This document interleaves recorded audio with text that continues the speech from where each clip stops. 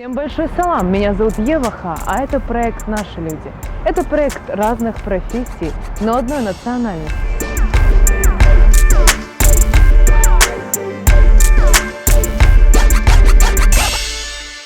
Сегодня мы в гостях у Фатимы Арчаковой, которая является дизайнером и хозяйкой студии дизайна одежды и тканей «Фатис». Добрый день, Фатима. Большое спасибо, что дали согласие на интервью. Мы с вами разговаривали перед началом и сказали, что вы человек творческий, разносторонний, можете поговорить на любую тему. Меня очень обрадовало это ваше заявление. И вот как творческий человек я хотела бы задать вам вопрос такой. Существуют рамки вообще в обществе? Это и национальные, это и религиозные, и политические, территориальные. В общем, люди находятся в определенных рамках всегда. Как быть творческому человеку в этих рамках, чтобы не потерять себя? Дело в том, что творчество само по себе предполагает внутреннюю свободу, наличие внутренней свободы у человека, желание что-то создать и сотворить. Естественно, рамки общественные существуют, и рамки даже существуют, семейные рамки, рамки традиций, национальности и так далее. Для человека творческого полное счастье, если он существует без рамок. Это полная свобода творчества. Полете. Да, он может воплотить все свои намерения, все свои желания, все, что он хотел бы подарить этому миру. Но дело в том, что такой свободы полной бывает очень тяжело достичь. Ну, например, творческий процесс, которым занимаюсь я, наличие каких-то творческих данных с детства было обнаружено, и постоянно эта мысль была со мной по жизни. Хотя я занималась финансовой системой, работала в крупных корпорациях, но тянула постоянно что-то делать, что-то симпатичное и красивое, для кого-то что-то создать. Для меня существуют рамки в этой области. Они предполагают работу в рамках моды и стиля. Мода и стиль вещь очень скоротечная. И то, что модно сегодня, может быть забыто завтра. И если вы хотите что-то предложить на этом рынке со всеми своими творческими способностями, нужно учитывать тренды и направления сегодняшнего дня, чтобы вы могли предложить в этом плане людям, в то же время добавить что-то свое, личное, чтобы вы хотели дать людям. Вот такие рамки существуют для мира моды. Творческие люди, которые занимаются живописью, музыкой, у них может быть рамки более широко раздвинуты. Но надо еще учитывать и тот момент, что творчество должно помогать обеспечивать. А что вы можете сказать про национальные рамки? Национальные рамки существуют не столько даже национальные, сколько рамки традиций, присущие одному или другому народу. Религиозные рамки. Каждый человек выбирает для себя, если у нас существует свобода вероисповедания и так далее, выбирает для себя путь в этой жизни. И если он принимает полностью то, что он посвящает свою жизнь в рамках определенной традиции, он в этом себя чувствует комфортно. Допустим, мусульманская традиция одежды и так далее. И если человек полностью принял все догмы, все учения, которые он берет из этой религии, ему очень комфортно в тех условиях, которые предлагает эта религия. Ему хорошо. Не глядя на то, что какая нынче мода, как посмотрят на это люди, стильно он выглядит или нет. Каждому человеку комфортно, если он в согласии с собой, со своим внутренним миром.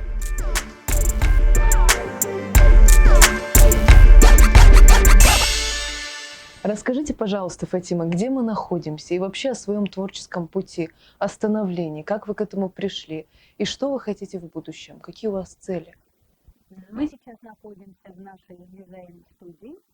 Здесь мы занимаемся созданием образов для женщины, и мы реализуем ткани премиум-класса.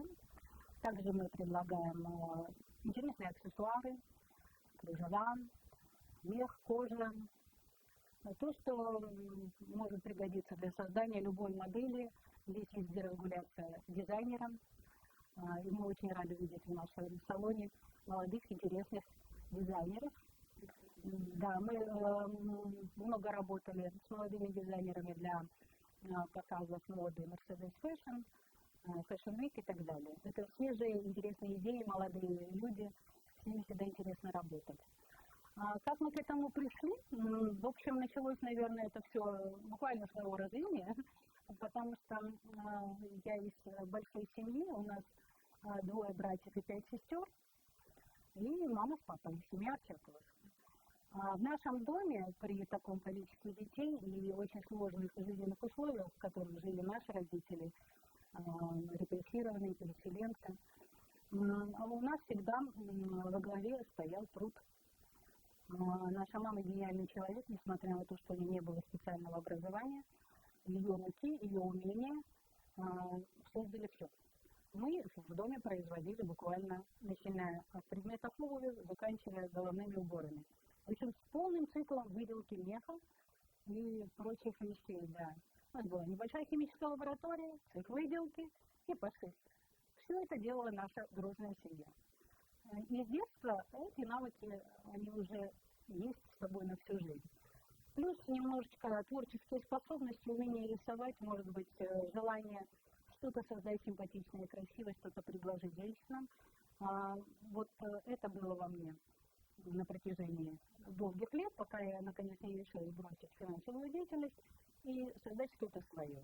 Вот сейчас мы находимся здесь, мы работали вместе с моими 5 сестрами, название салона Фатис, Фатима и сестры. Вот так.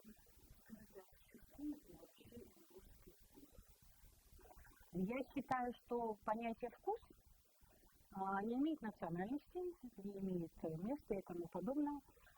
Вкус либо он есть, либо его нет. Вкус присущ людям с рождения, его можно развить, можно научиться сочетанию цветов и так далее.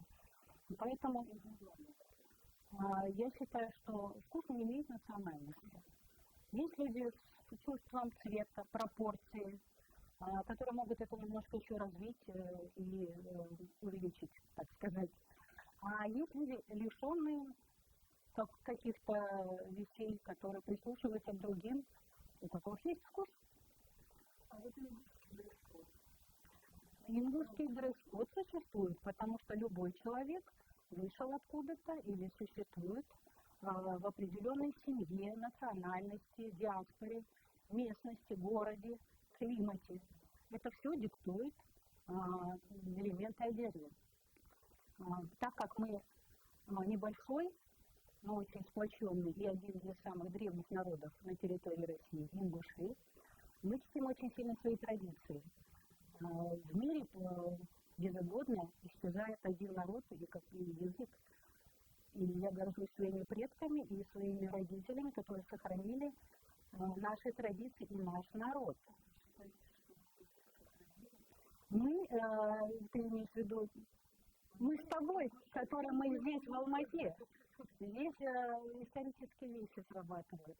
На нашей исторической родине прекрасно существует и язык, и традиции. И я это знаю. На русском общаются, это остатки советской эпохи. Русский язык, великолепный язык, помогает развивать интеллект. Это один из мировых языков, почему нет?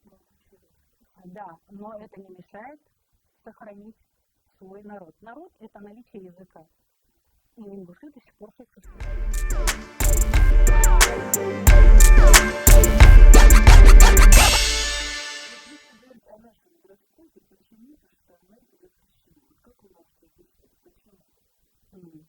Как мне объясняли мои родители, когда у меня тоже было желание поехать на уборку яблок, когда нас со школы посылали в брюках, мама мне объяснила, что это мужская одежда. Каждому свое. Бог создал женщину, Бог создал мужчину. Женщина не одевает мужские предметы, мужчина не одевает женские предметы. Это связано с энергетическим обменом. Это есть сакральные вещи, которые мы, может быть, не знаем, но сейчас многие их объясняют. Можно найти информацию, почему это так, а это иначе. большое влияние сейчас, конечно, идет и на любой народ, который населяет планету, идет влияние современного дизайна, моды.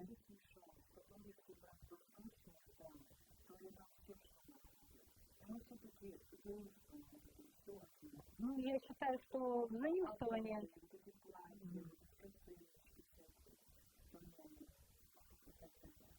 Ну, видите, заимствование рознь. Я считаю, что каждый народ должен сохранить свою идентичность. Это помогает выжить каждому представителю этой нации и помогает выжить народу.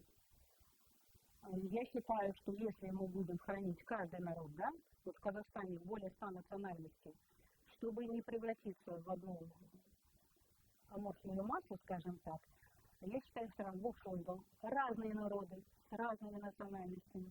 Они должны быть. Я антиглобалист. Я считаю, что в разнообразии, в многообразии есть большое счастье на Земле. Я не хочу, чтобы все были одинаковы, и никто этого не хочет, я думаю. Но сейчас мы стремимся к тому, чтобы все под одну гребенку. Я хочу, чтобы оставалась индивидуальность, чтобы были наши традиции, элементы одежды наши, в нашей одежде. Мне очень нравится, когда приходят невесты в наш салон. Извините, просто в классике имеется в виду, это да. как раз-таки европейская одежда. Я бы не сказала, что это европейская одежда. А... Если я добавлю к этому платью длину, это будет ингушское платье. Длинный рукав, бархат, трансформировать. Платье, да. Просто длина и комфорт тоже имеет значение в современном мире, да? Но это не мешает каждому одеваться так, как он себя чувствует на этот момент. А вообще, как вы думаете, возможно такое, что когда-нибудь мы оденем штаны? Я не думаю об этом вообще. Мне это не интересно. Вас это просто не тревожит, как меня. Я очень комфортно себя чувствую женщиной. И мне не нужны мужские элементы. Может быть, это интересно, модно и так далее, но я же говорю, что каждый выбирает в жизни то, что ему по внутреннему состоянию комфортно. Если женщине удобно ходить закрытой полностью, это ее стремление. Она чувствует себя так безопаснее, комфортнее. Она может закрыться. Ну, сейчас это как будто бы мода. Вот я сейчас смотрю на наших девочек, они все вот одеваются, покрываются. И как мне кажется, это просто вот все это делают, и я тоже. Ну, вот дань моде есть такая вещь, конечно. Я же опять говорю о том, что насколько сам человек развит, насколько он понимает, что он делает. Если это дань моде, то, пожалуйста, это все равно, что одеть брюки, одеть шляпку, одеть хиджаб. Это вот из этого уровня. Мне интересно, я хочу так вот, как все. Если это внутренняя необходимость, да, вот внутреннее желание, осознанное, вы будете себя прекрасно, комфортно, красиво в этом чувствовать. Если этого нет, это какие-то игры. Есть, конечно, другие вещи, которым необходимо следовать. Есть вещи, которые диктует семья, да, диктует место, где ты живешь, круг людей, с которыми ты живешь. Опять же, если это дань уважения к своим родителям, к своим традициям, это будет очень хорошо.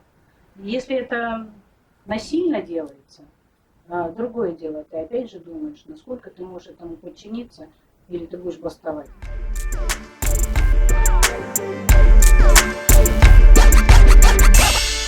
Очень красивая женщина, я уже сказала в вашем черном прекрасном платье. А вот про ваши аксессуары хотелось бы узнать.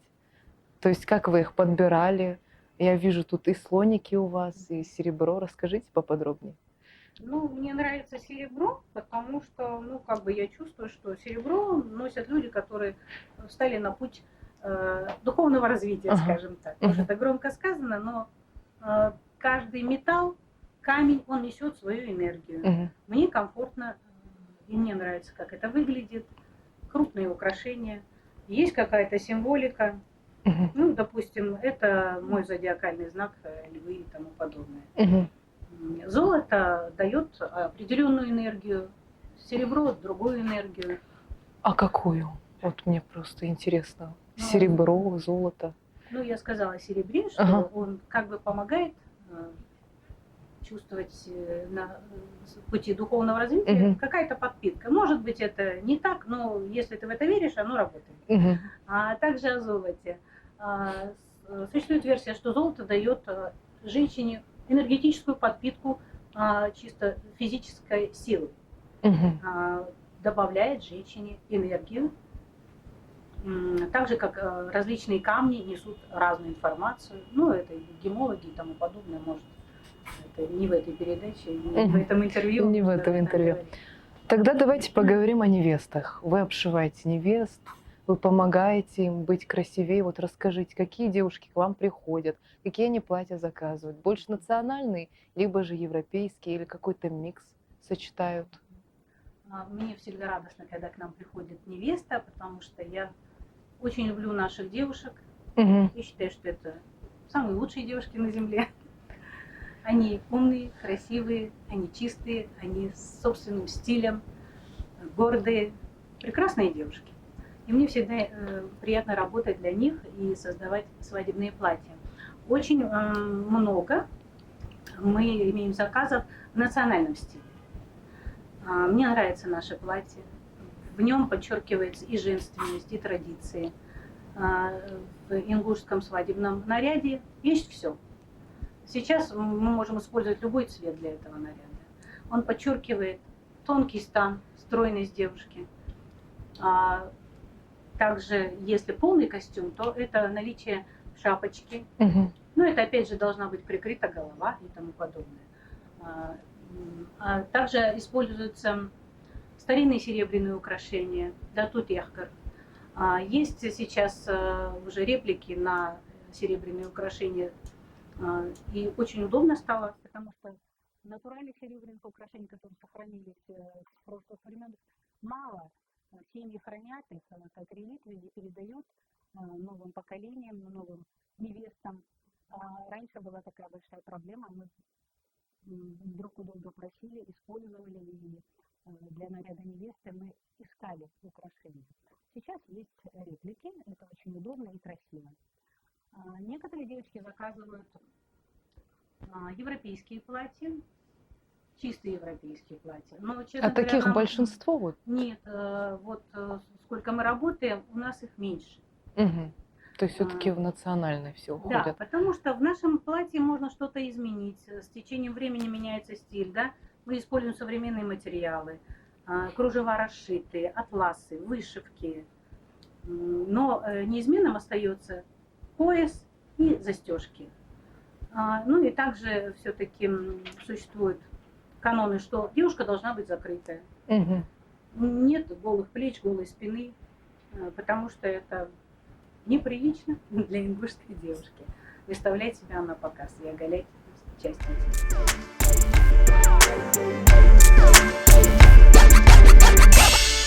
Перейдем к традиционным вопросам. Что для вас быть ингушкой? Для меня это очень органичное состояние, так как я ингушка. Мгм.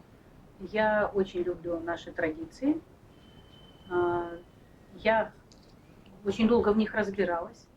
Для меня главное понять, почему это так, а не просто воспринимать вот так и все.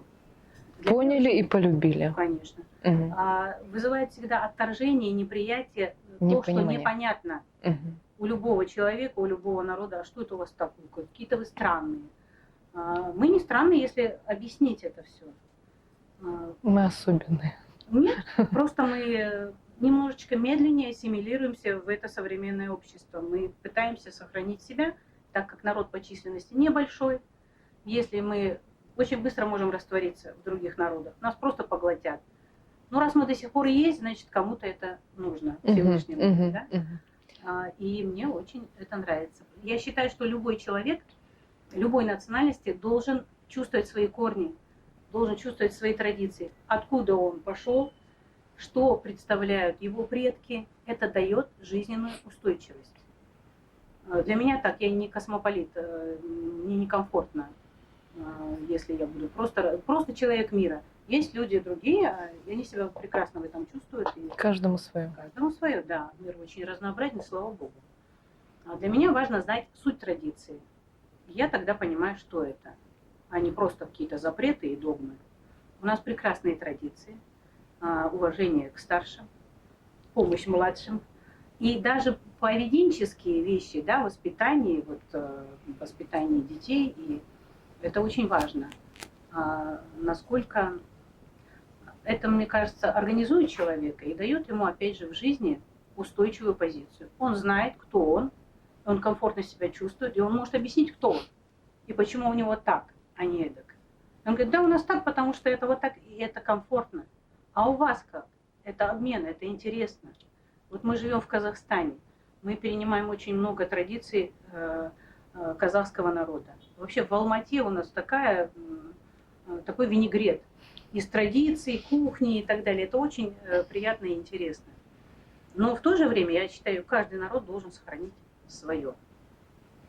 Ну и последний вопрос. Оказавшись перед Климатовым, что вы ему скажете? Я, конечно, надеюсь, что... Вы окажетесь перед ним? Да, если я перед ним окажусь, конечно, я надеюсь, что наш новый президент при его руководстве наша республика еще более окрепнет, может быть, вернет свои законные границы. Несмотря на то, что мы здесь далеко в Казахстане, нам здесь очень комфортно, мы живем в прекрасной стране, но мы всегда переживаем за свою историческую родину, что там происходит. И для нас очень больно то, что происходит с отторжением территорий, невозвратом наших законных территорий. А Калиматову я бы сказала, чтобы они немножечко больше думали о нашей диаспоре в Казахстане. Мы немножечко оторваны от культурной жизни Ингушетии. Хотелось бы, конечно, чтобы больше было контактов, больше было обмена. И для нашей молодежи это очень важно, да. Угу. Потому что я считаю, что для человека важны его корни. Их нужно помнить. Большое спасибо, Фатима, за встречу. Я вам желаю всяческих успехов, удачи во всем. Всего доброго. А вы подписывайтесь на мой канал, ставьте лайки. До свидания.